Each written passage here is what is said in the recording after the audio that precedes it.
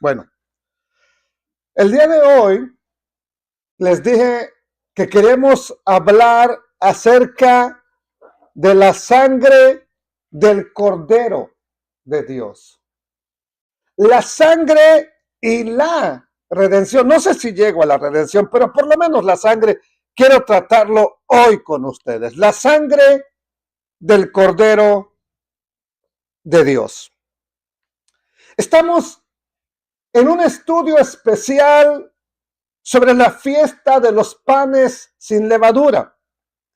Y como lo mencioné anoche, hoy queremos hablar específicamente sobre la sangre del Cordero, ya que no es por accidente ni por casualidad que cuando Juan el Bautista vio a Yeshua que iba al bautismo, ¿verdad?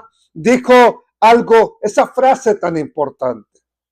He aquí o he ahí el Cordero de Dios que quita, que lleva los pecados del mundo.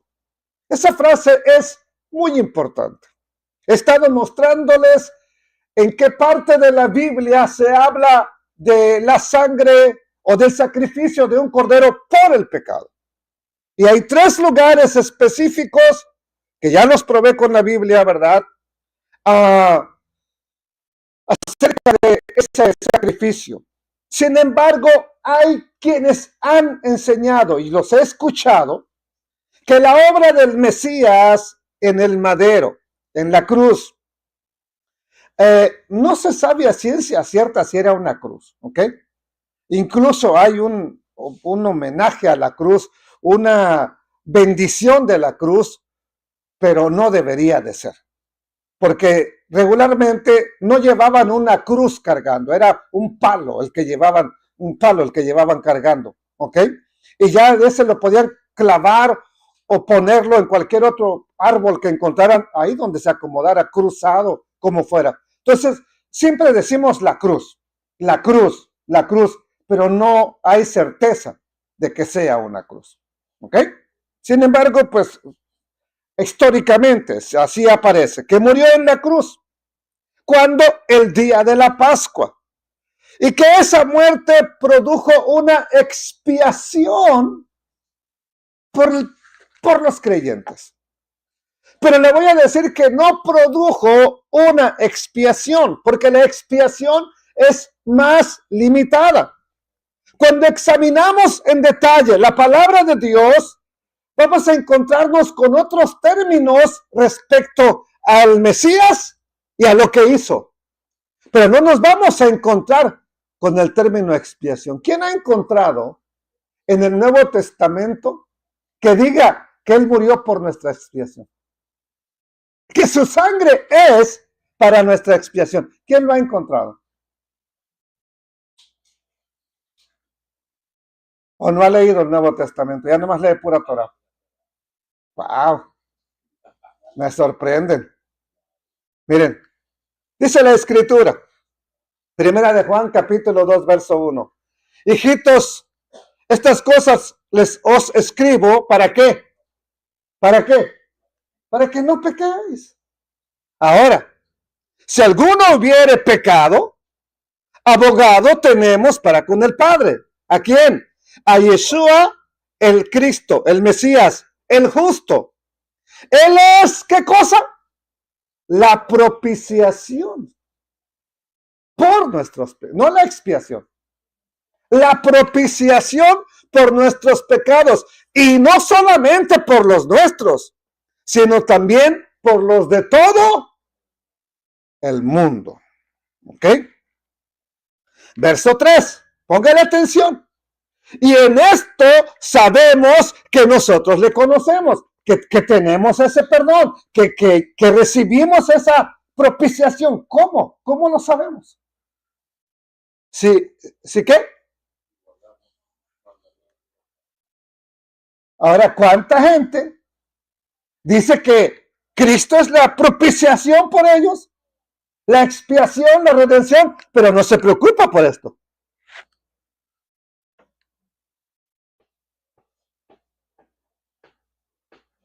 Si esa es la clave. Y en esto sabemos que nosotros le conocemos. ¿Que conozco qué? No conocer que Dios es Dios. El diablo conoce que Dios es Dios. El diablo conoce que el Mesías es, que Cristo es el Mesías. Que Yeshua es el Salvador. Eso él lo sabe. Pero eso no le provee nada de beneficio. En esto sabemos que nosotros le conocemos, que conocemos que Él es mi propiciación, que Él es mi redención, si guardamos sus mandamientos. Ahora, el que dice, yo le conozco y no guarda sus mandamientos, esa persona, ese fulano de tal, ¿es qué? Mentiroso. Y la verdad no está en él. Verso 5. Pero el que guarda su palabra, en esta persona, verdaderamente el amor de Dios, ¿qué? ¿Por qué se ha perfeccionado el amor de Dios? A ver, ¿cómo se perfeccionó el amor de Dios? ¿Cómo nos vio antes de que viniera Cristo? En pecado. Ahora, envía a su Hijo a morir por nosotros. Ahí su amor se perfeccionó. En esto, el que guarda su palabra, verdaderamente el amor de Dios se ha perfeccionado porque lo va perfeccionando. Por esto sabemos que estamos en Él. El que dice que permanece en Él, pues la pone bien fácil. Nada más ande como Él anduvo. Aquí Juan no el bautista, Juan el discípulo amado, dice que Yeshua es la propiciación por nuestros pecados. Y lo que es importante es la palabra, que esa palabra, propiciación, está relacionada, ligada íntimamente con la redención. Está ligada con redención y no tanto con la expiación. Vamos a ver qué significa propiciación. Aquí lo tengo. Si a usted le gusta el inglés, ¿verdad? Y lo lee bien, ahí está. Propiciación. Significa calmar la ira justa de Dios contra el pecado. El Mesías Yeshua es considerado la propiciación, el sacrificio que satisface la justicia divina, el que pagó el precio completo. ¿Qué más? Y cambia la disposición de Dios, porque la paga del pecado es muerte. Cambió la disposición de muerte a vida. Ahora veamos la propiciación contra la expiación. Versos. ¿Y qué dice? Lo que he podido deducir. Mientras que la expiación cubre la culpa del pecado. ¿Qué hacía la expiación? Cubre el pecado. ¿Ok? La propiciación aborda, trata con la ira de Dios y restaura la relación que estaba dañada. ¿Quién la dañó? Denle un aplauso a Adán y a Eva, y después a Noé, y a Canaán, y después a su papá, y luego de ese uno usted también. Sí, porque nosotros también la hemos arruinado. ¿Ok? Con esto en mente tenemos que saber que la sangre del Mesías, nuestro Cordero de Pascua, esa sangre es poderosa. Por eso va usted a encontrar gente que dice, me cubro con la sangre de Cristo. Bueno, ¿de qué se está cubriendo? Chocan y la sangre de Cristo. Ven pasar el murciélago en la medianoche y los espanta. La sangre de Cristo tiene poder. ¿Para qué? ¿Para espantar murciélagos? La sangre del Mesías, del Cordero, de Yeshua, es poderosa porque esa sangre no simplemente hace una expiación, sino que redime, purifica, limpia, santifica, reconcilia, pagó el precio por el pecado. Entonces, ¿cómo dice Juan? Quita los pecados del mundo. Juan no dijo cubre los pecados. El Cordero de Dios que quita el pecado del mundo. Los remueve. Todos los pecados. No hay limitación. En la fiesta de Yom Kippurín, el día de la expiación, se cubrían los pecados. La sangre del Mesías quitó los pecados. Los borró. De otra manera estarían ahí presentes en tu vida. Pero cuando el Eterno, cuando Yeshua te limpió, desde ese momento Dios te vio sin pecado. Ahora, si le has seguido echando, pues ya es otra bronca ya. Eso ya es otro problema. ¿Ok? Mire, otro versículo. Primera de Juan 4:10. En esto consiste, ¿qué cosa? El amor. No en que nosotros hayamos amado a Dios. Porque la verdad es que si íbamos a una iglesia es por religión. Nos llevaban de niños, íbamos a la fuerza. ¿Quién de ustedes iba con ganas? Mis hijas todavía a veces se enojan. Y ya tienen edad suficiente para entenderla. ¿Ok? A veces nosotros mismos venimos enojados.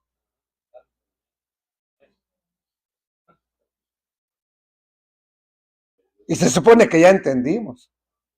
Ahora, el amor no consiste en que nosotros hayamos amado a Dios, sino en que Él nos amó a nosotros. Él te amó. Él me amó y no esperó a que cambiara, no esperó a que tuviera una religión, no esperó a que fuera una iglesia. No. Y envió a su hijo. Cuando estábamos, ¿qué? Así, en desamor, en propiciación por nuestros pecados. Ya leímos que la sangre de Yeshua, ¿verdad?, no solamente es propiciación por nuestros pecados, sino también por la del mundo entero. O sea, porque a veces aquí, por mí, no nomás por ti, por el mundo entero. En otras palabras, ese poder de la sangre del Cordero de Pascua es para todo el mundo. Pero hay una condición. Primero se necesita fe. Anoche terminé con eso. Se necesita fe. La fe requiere, y la fe es fidelidad, fe es emuná. Emuná en hebreo no es cree, pistis, palabra griega. Tú crees. Porque hay muchos que tienen fe. Al hermano Emilio le sale una fe a veces futbolística. Tengo fe que mañana va a ganar el América. Y no nomás él, hay otros que Pumas, que Cruz Azul, que el que le vaya. Pero esa es fe futbolera, esa es fe griega, hermano. Sin embargo, la fe hebrea es emuná, es fidelidad. Y cuando hablamos de la fe, se necesita fe para tratar con la sangre adecuadamente. Requiere fidelidad. ¿Fidelidad a qué? A lo que Dios dijo. O sea, no podrían matar un animalito para el sacrificio. Tira la sangre ahí, aviéntasela a los perros. ¡No! Hay quienes enseñan que la sangre no es más que una metáfora de la muerte. Y lo respeto lo que enseñan, pero no es verdad. Déjenme comentarles esto. Y lo dije anoche, lo mencioné. Las familias en Egipto pudieron haber matado el cordero.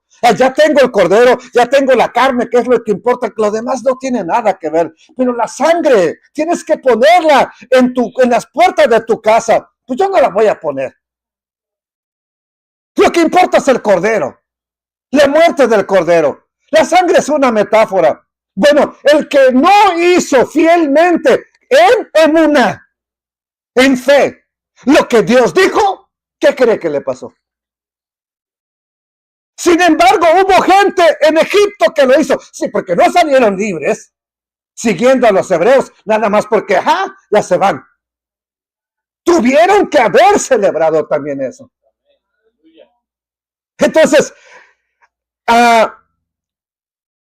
las familias en Egipto tuvieron que tratar con la sangre con fidelidad, poniéndola en las mezuzot, al lado de la puerta y en lo que sería el mashkop, el dintel, la parte de arriba.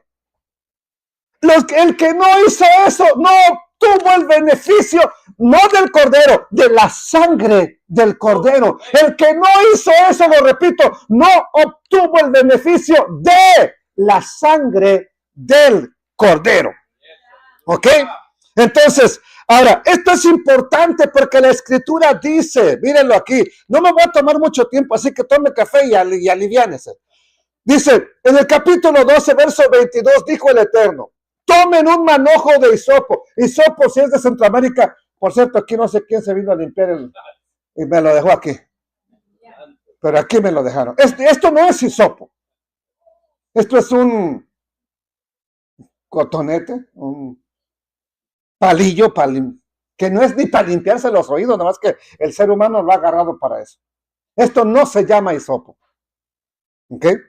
Por así le llaman en Centroamérica. Hisopo es un arbolito, unos arbustos. ¿Ok?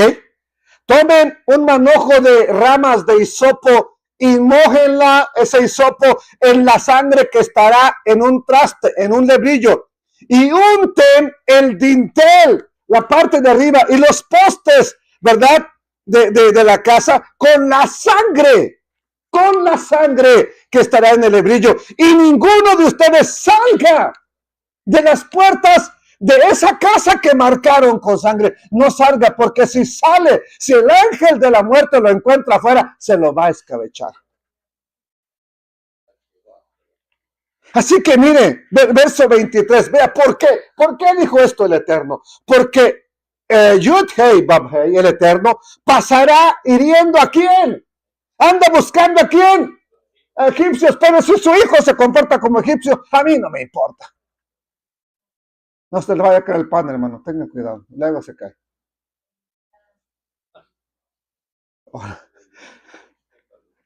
No, nada, ni volteen. Ustedes sigan acá. Ya quieren voltear a ver qué pasó, hermano.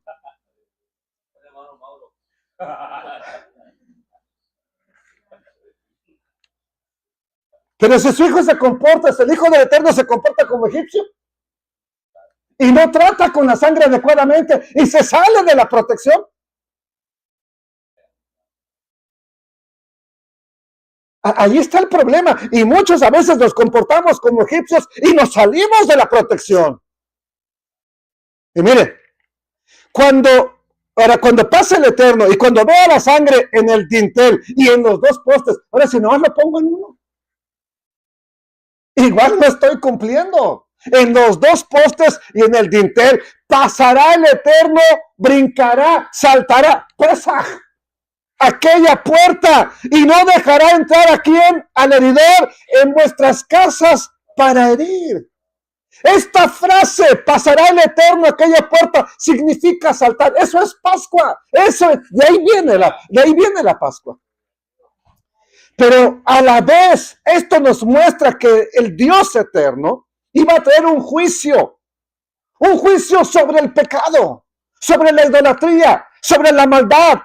Pero si has tratado adecuadamente, tú ya como creyente, si has tratado adecuadamente con la sangre, si has usado esa sangre con fidelidad, entonces Dios pasará por alto esa transgresión y simplemente por su gracia y por la sangre del Cordero no habrá muerte. Él saltará tu hogar. Su juicio no visitará tu casa. Y en lugar de que muera el primogénito, no habrá muerte alguna, excepto la muerte del Cordero, para que la sangre se pudiera aplicar. Ahora, cuando miramos más a fondo la Escritura, vemos que está escrito que el Hijo unigénito de Dios fue sacrificado y fue dispuesto para el sacrificio desde antes de que el mundo fuera creado.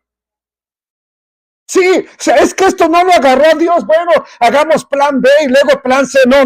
El Padre Eterno ya sabía, Yeshua ya sabía que venía. Y dice la Escritura, 1 de Pedro 1:18. Pues ustedes saben que Dios pagó, ¿qué cosa? La redención, no la expiación. Rescate, redención. para salvarlos de la vida vacía que heredaron de sus antepasados. El rescate que Él pagó no consistió simplemente en oro o plata. Versos 19 y 20. Sino que el pago fue, ¿qué cosa? La preciosa sangre del Mesías, del Cristo. El Cordero de Dios que no tiene pecado ni mancha. Verso 20. Dios lo eligió como el rescate por ustedes. ¿Cuándo? Mucho antes de que comenzara el mundo. Pero ahora Él se ha revelado a ustedes, o lo está revelando a ustedes en estos últimos tiempos. ¿Cuánto tiempo pasamos, aún en la iglesia, hermana Rosita, sin entender eso? Y ahora sí que las podemos hacer como el coyote.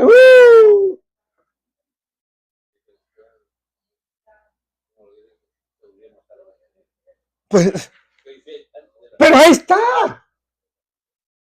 Desde antes de la fundación del mundo, cuando vemos en la Escritura mencionarse la sangre, entonces, la sangre del Cordero, esa sangre, eso fue lo que pagó, mire, la preciosa sangre de Cristo. Hey, Dios. Cuando vemos en la Escritura mencionarse la sangre, tenemos que saber que hay una estrecha relación entre sangre y redención. Es algo ligado, como Pesaj y panes sin levadura. La redención trae perdón. Si tan solamente nos ponemos a analizar los estándares de Dios. Vamos a ver, por ejemplo, qué es un estándar. En los Juegos Olímpicos, cuando la gente brinca, por ejemplo, un obstáculo, pues no le ponen ahí de un pie de alto, hermano. Los que brincan, ¿han visto los que brincan con una garrocha? ¿Cuántos metros eran? ¿10? ¿9? Creo que son como entre 9 y 10 el récord que hay ahorita. ¿Por qué no lo ponen más abajo? Porque ese es el estándar. ¿Quieres estar más arriba del estándar? ¡Brinca esa! Ahora, ¿cuántos de nosotros podemos estar a la estándar de Dios? Ahí ya. No, pues ya ¿para qué le brinco? Dios exige que vivamos guardando su palabra. Y estamos muy por debajo del estándar que Él exige. En otras palabras, somos culpables. Pero solo porque Dios es misericordioso, porque Él mismo ya proveyó por Él mismo y para Él mismo la ofrenda por el pecado. O sea que se cumple lo que dijo Abraham cuando Isaac le pregunta: papá, aquí hay cuchillo, aquí hay fuego, aquí hay leña, pero ¿dónde está el cordero para el sacrificio? ¿Y qué corresponde a Abraham? Dios se proveerá de él y para él un cordero para el sacrificio. Entonces Juan el Bautista dijo, déjame ver si cambia. Algo le pasó. Ahí está. Al pasar Yeshua, Juan lo miró y declaró, miren, ahí está ¿quién? El Cordero de Dios. ¿De quién es el Cordero? De Dios. ¿Para quién es el Cordero? Para Dios. Eso significa que el Cordero le pertenece a Dios, es de Dios, y estamos hablando de Yeshua, el Hijo de Dios. ¿Quién pagó el precio? No hay ángel que pudiera pagarlo. No hay hijo de Adán que pudiera pagarlo. Solamente Él, el Hijo de Dios, derramó su sangre, entregó su propia sangre para que fuéramos perdonados. Y aquí es donde tengo que decirles, hay algunos que enseñan que la sangre de Yeshua no es tan importante. Sí, yo lo he escuchado, hermana. Sino que lo importante es que Él murió. Y es verdad que es importante que murió. Pero es más importante el aspecto de su sangre. ¿Por qué? Porque sin derramamiento de sangre, y no de un animal, no de un macho cabrío, no de un toro, sin el derramamiento de la sangre ¿de quién? De Yeshua, no hay remisión de pecados. O sea, mire, entiéndalo bien. No estamos en contra de que si usted iba a una iglesia o todavía ama una iglesia. No, es que no hay iglesia que haga esto. Ni aquí. Así de claro, ni aquí. No hay religión. No hay sacerdote. No hay pastor, y mucho menos yo. El único es el Hijo de Dios. Es el único camino, es la única propiciación, es Él el que obtuvo la redención por los pecados. ¿Qué trae la redención? ¿Qué nos trae? Espero poder hablar, ¿verdad? También ese punto, un poquitito adelante, ya voy cerrando con lo de la sangre.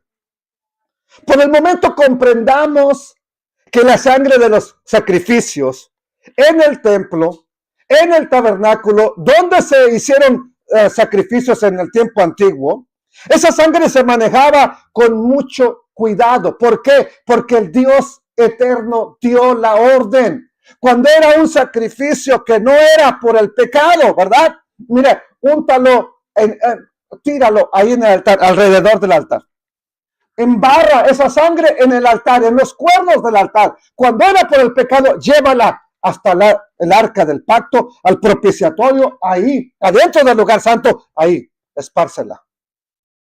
Entonces, no es que agarraban y vamos a hacer morcilla y vamos a hacer esto y cómansela. No, tenía un cuidado especial la sangre.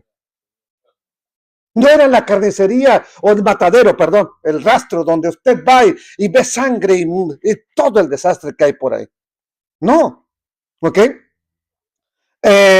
Entonces, tratar con la sangre de manera descuidada puede traernos consecuencias.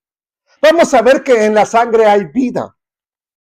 Y para que fuéramos redimidos, esa vida se tuvo que derramar. Y aquí nos hacemos la pregunta, ¿por qué es necesaria la redención? ¿Para qué? ¿Para qué? No nada más podría, perdonarnos Dios y ya hijo, te perdono. Como un papá le hace a su hijo que le falló, que le robó, que lo traicionó, que le hizo daño. Te perdono, hijo, ya. ¿No podía haber hecho Dios lo mismo?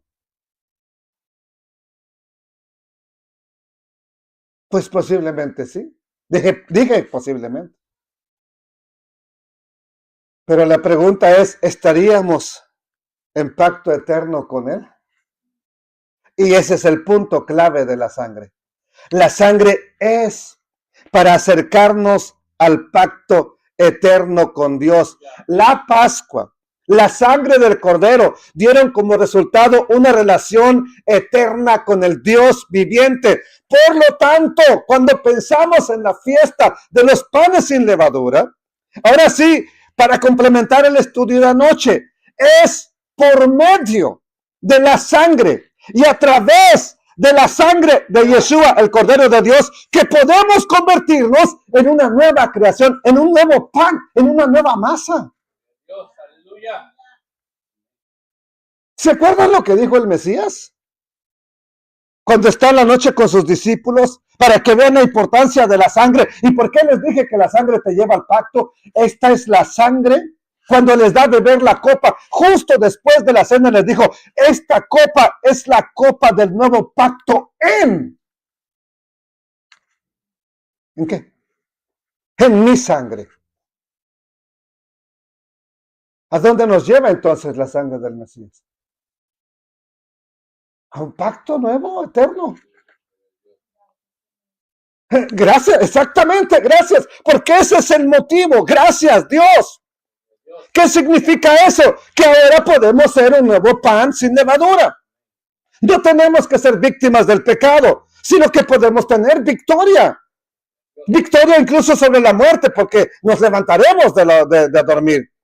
Ok, entonces, así que mientras observamos, ¿verdad? Esto acerca de la sangre, podemos obtener la victoria, pero solo por un medio.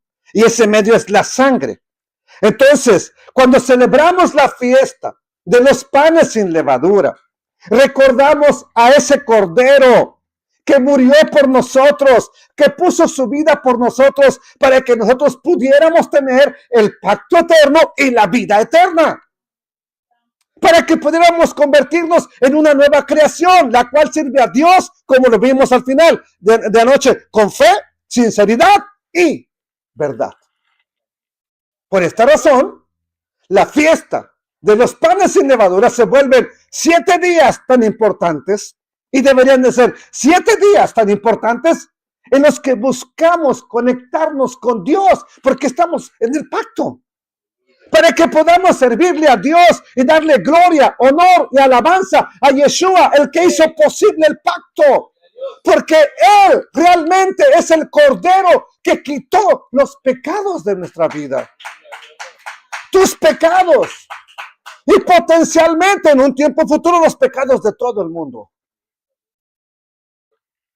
por la fe, ¿verdad?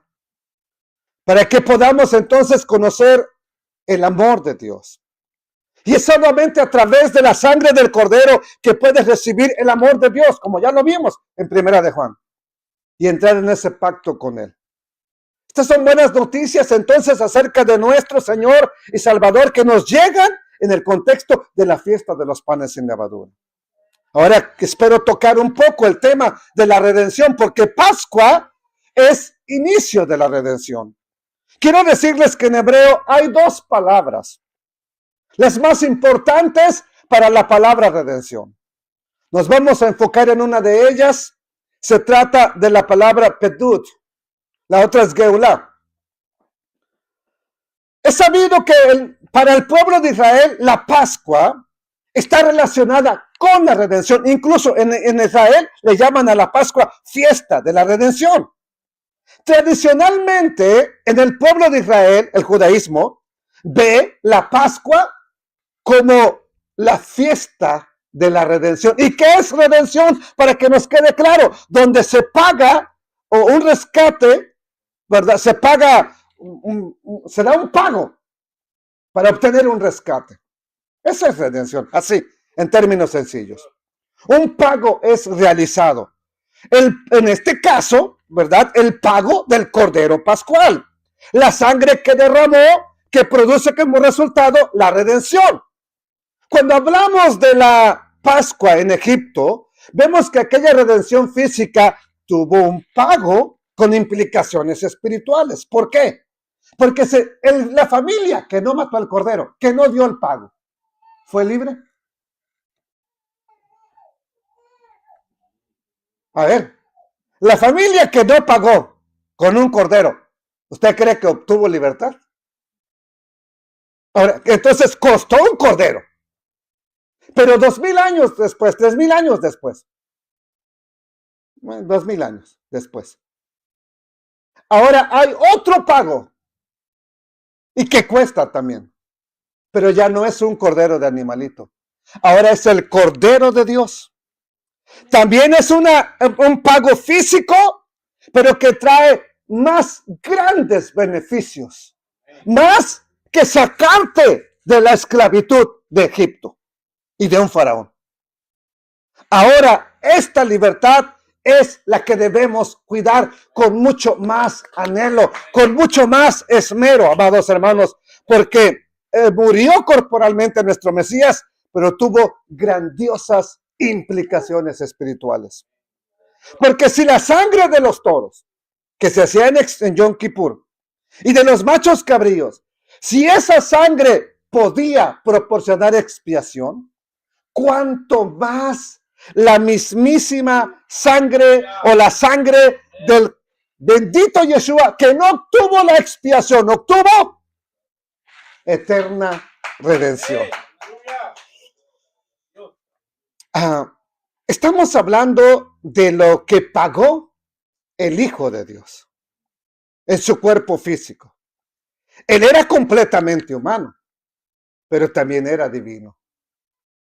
Como humano, sufrió, lloró, lo mataron, lo despreciaron, lo latiguearon, lo escupieron, le arrancaron la barba, le dieron de cachetadas.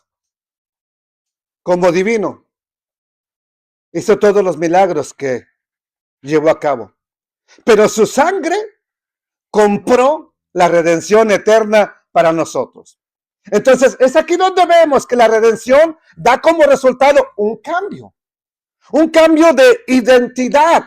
¿Por qué? Porque ya no solamente ahora es que eres una persona libre, vete de aquí, no. Ahora eres redimido, ahora eres purificado, eres limpiado, santificado, reconciliado con Dios. Y estábamos enemistados con Dios, no sé si lo entienda, pero cuando no teníamos esta relación con el Mesías, estábamos enemistados con Dios. La redención cambia nuestra identidad de malo, perverso, pecador a alguien que te limpiaron, que te santificaron, que te apartaron. Por eso Dios llama a su pueblo santos. Por eso nos llama santos.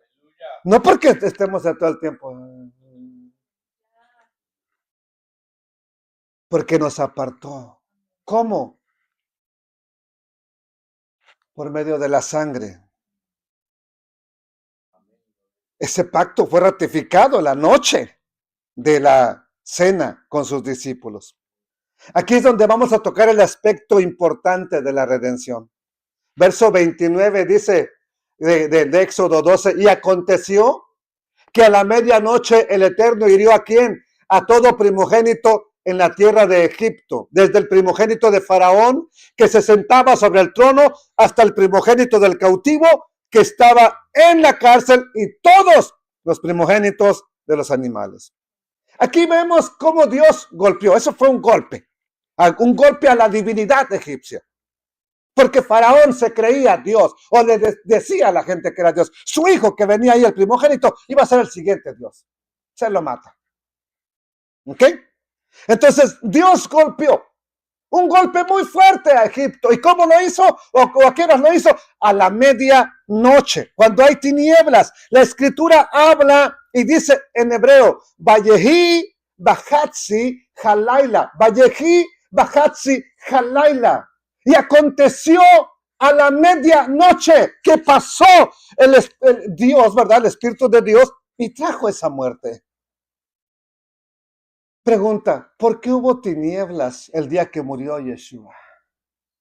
Si era mediodía, a ver, tantas veces, usted años ha leído eso, ¿por qué hubo tinieblas?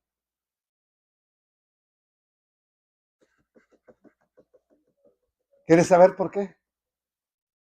No, pues yo también, dígame. Este término, Bahatzi Halaila, es algo significativo. En varios lugares de la escritura, cuando se habla, y aconteció a la medianoche, Abraham, ¿a qué horas rescató a su sobrino Lot? A la medianoche. ¿A qué horas ocurrió la redención de Ruth allá en el campo? En la medio de la noche. ¿A qué hora sacó a su pueblo Dios de Egipto? A la medianoche. Entonces hay algo importante a la medianoche. Vemos cómo el Dios eterno se mueve de una manera especial para cumplir sus propósitos. Y esos propósitos que sus hijos lo noten, lo vean y digan, wow, concuerda. Cada vez que les muestro algo de las sombras del Mesías, en el Tanaj, oye, pues sí, todo eso tiene que ver con Yeshua. Bueno, hay algo que encontramos en el Nuevo Testamento, en los Evangelios, que está ocurriendo mientras él está en el madero. La Biblia es muy específica cuando dice a qué horas él fue crucificado, ya que la crucifixión comenzó aproximadamente a la hora tercera. ¿Cuál es la hora tercera? En inglés lo van a anotar. Dice Marcos 15, 24 y 25. Cuando le hubieron crucificado, repartieron entre sí sus vestidos, echando suertes sobre ellos para ver qué se llevaría cada uno. Era la hora tercera cuando le crucificaron o cuando comenzó la crucifixión. No cuando ya terminó. Eso lo vamos a ver a qué horas termina. ¿A qué horas era? La hora tercera. ¿Qué es la hora tercera para un hispano? No vea el inglés. ¿Qué es la hora tercera para un hispano? Las 3 de la tarde o de la mañana. Bueno, a las 3 de la tarde. ¿Ok? ¿Cuántas veces leímos ese texto y lo leímos y lo leímos? Pero aquí nos dice que eran ¿qué? It was 9 a.m. La hora tercera son las 9 de la mañana. A esa hora empezaron a crucificarlo. Esa es la hora tercera. Ahora, desde la hora tercera, ¿verdad? Que son las 9 de la mañana en nuestro tiempo, Yeshua permaneció en ese madero. Él seguía ahí hasta la hora sexta. Y desde la hora sexta hasta la hora novena hubo grandes tinieblas. Probamos esto, miren, Mateo 27:45. Y desde la hora sexta, ¿qué hora es la hora sexta? En tiempo que ya conocemos, desde las 12 del mediodía. Hasta, desde la hora sexta hubo tinieblas sobre toda, no solamente en Jerusalén, sobre toda la tierra. ¿Hasta cuándo? Hasta la hora novena. ¿Qué horas es la hora sexta? De las 12 del mediodía hasta las 3 de la tarde. ¿Hubo qué? ¿Qué hubo? Oscuridad, tinieblas. ¿Ok? Entonces dice, cerca de la hora novena, Yeshua clamó a gran voz diciendo, Elí, Elí, lama sabactani. Dios mío, ¿por qué me has desamparado? Citando el Salmo 22. Ya sabemos que hubo oscuridad sobre toda la tierra, ya lo acabamos de leer. ¿Por qué razón? ¿Por qué razón no hubo oscuridad? ¿Qué tiene que ver la oscuridad? Bueno, Dios en su providencia quiere y quería dejar las cosas bien claras a todas las personas, pero especialmente a su pueblo. Porque ellos tenían, y aún hoy en día tienen un proverbio. Los judíos aún hoy en día tienen un proverbio. ¿Cuál es ese proverbio? Aquí se los presento, miren. Como fue la primera redención, refiriéndose al éxodo de Egipto, así también será la redención final. Cuando tratamos con la redención, recuerden que ya les dije que existen dos palabras, pedut y geulá. ¿Ok? Geulá, pedut significa el pago, la redención. La geulá, ¿verdad? Pues ya sería el resultado de ese pago. Por lo tanto, el pago final, entonces también tiene que ser como el primero, el pago final. Es decir, que al igual que en Egipto, en la segunda redención, que no fue a medianoche porque, pues, fue otro evento. Pero así como había tinieblas en Egipto y oscuridad cuando ocurrió, lo mismo hace el Eterno porque los judíos tenían el proverbio. Ellos lo inventaron, ellos lo sacaron. Que así como fue en la primera redención, tenía que ser en la final y última redención. El proverbio dice, como hubo oscuridad en la primera redención porque era de noche, así habrá oscuridad en la redención final, en ese pago final. Y con el fin de demostrarles el eterno Dios que Yeshua realmente es el Redentor, lo voy a decir de otra manera, para demostrar que Él es el Cordero de la Pascua que traía la redención final, el juicio apropiado. Por eso es que vemos que a la hora en que debería de estar, a la hora en que debería de estar el sol, porque es de 12 a 3 de la tarde, cuando está más iluminado, donde te pega todo el sol, es cuando más oscuro se puso. El día de la crucifixión. Permaneció el mundo un tiempo en tinieblas, desde la hora sexta, mediodía, hasta las 3 de la tarde. Aproximadamente a esa hora Yeshua entregó el Espíritu y murió. Esto nos muestra entonces que la redención es a través de la gracia de Dios, dándole en cada ejemplo, en las copas que diseñó el judaísmo para la ceder de Pascua, todo lo que han diseñado, Dios estaba mostrándoles lo que haría con su Hijo, el Mesías Yeshua. Ahora, ¿Cuándo experimentamos la gracia de Dios? ¿Cómo la experimentamos? Experimentamos la gracia de Dios cuando por fe nos apropiamos de esa redención, de esa nueva identidad. Pasamos a pertenecerle a Dios, porque antes pertenecíamos a otro. Añadido a eso, encontramos algo más. La Biblia habla del matrimonio. Y cuando habla del matrimonio, sí saben que hay un documento llamado ketubá, que es un pago, la dote de la novia, de la esposa. O sea que hoy se casan gratis y a veces hasta la mujer le tiene que pagar al hombre para que se case. Ándale, cásate conmigo. Y anda rogando y le quiere pagar para que se case. Anteriormente se tenía que pagar, el papá del novio tenía que pagar una dote, un precio por la esposa de su hijo. Había que hacer un pago que se concretaba. ¿Y qué pasaba con ese pago? Pues que debido a ese pago, la novia tiene derecho a cambiar de lugar. Ella deja el hogar de la familia y se muda a su nueva casa. ¿Qué ocurrió con tu redención? Que dejaste de ser el de las tinieblas y ese pago que pagó tu amado Yeshua te lleva al nuevo hogar. ¿Dónde es el nuevo hogar? El reino de los cielos, el reino de Dios.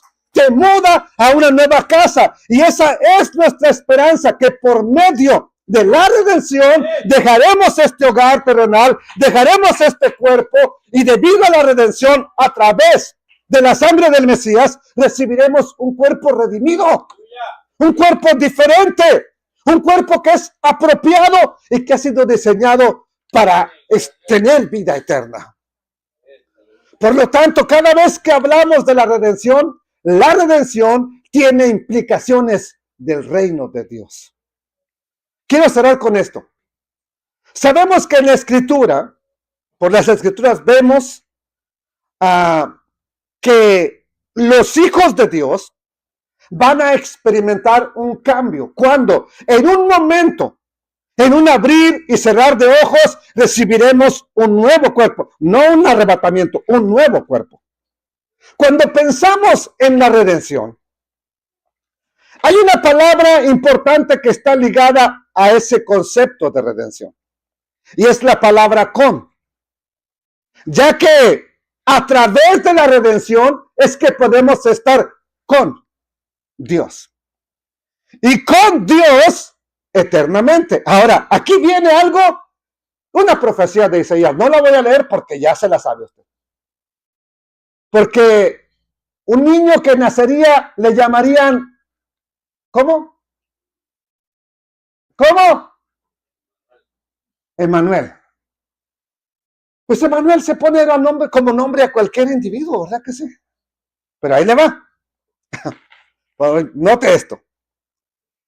Los judíos han hablado mucho durante muchos años de Immanuel. Immanuel. ¿Y qué es Immanuel o quién es Immanuel?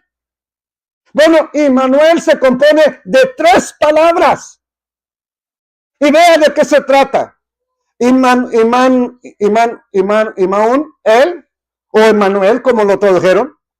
Este nombre está relacionado con el Mesías y los judíos lo repiten constantemente. Immanuel es el Mesías, bien, tiene que ver con el Mesías. Aquí es donde estoy cerrando ya. Póngale atención.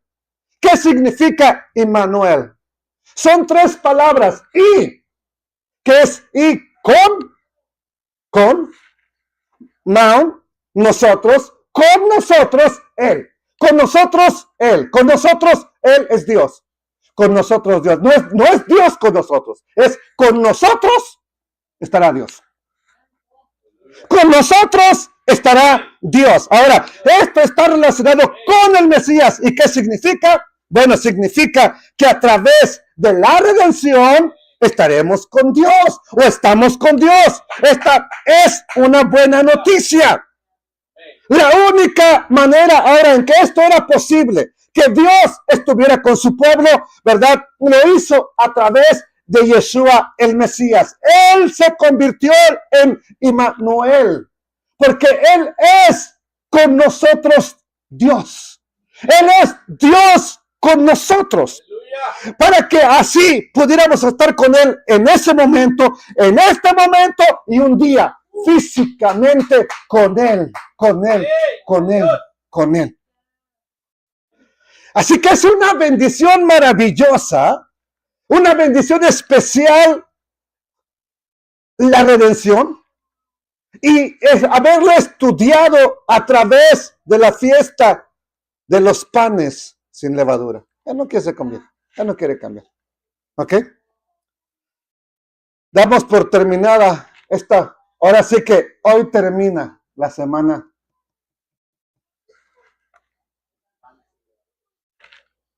La Semana Santa, hermano. Sí, panes sin levadura, pero es la Semana Santa. Hoy termina. No termina el domingo ni terminó el domingo. Termina hoy. Aleluya. Oiga esto. ¿Qué hizo posible la redención? Immanuel. Dios con nosotros. Ahora que le digo eso, usted no se preocupará por estar aquí la próxima vez con Immanuel.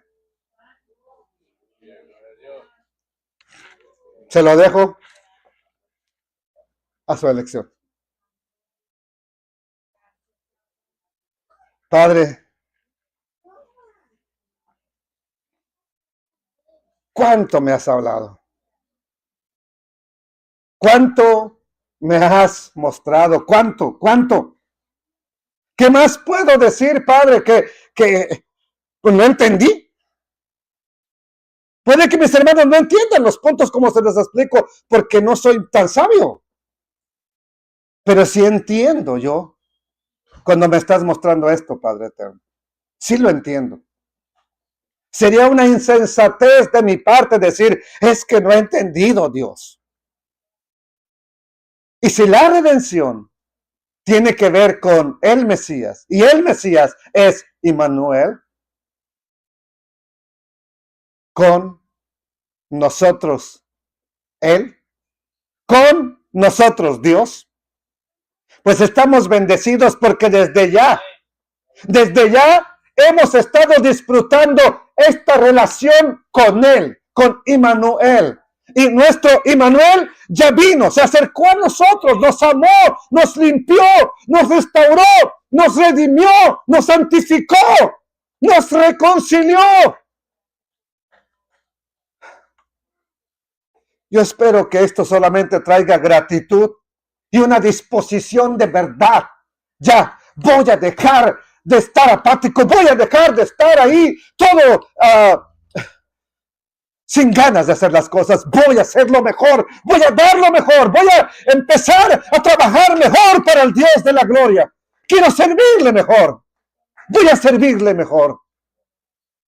Porque Él es, Yeshua es mi Immanuel.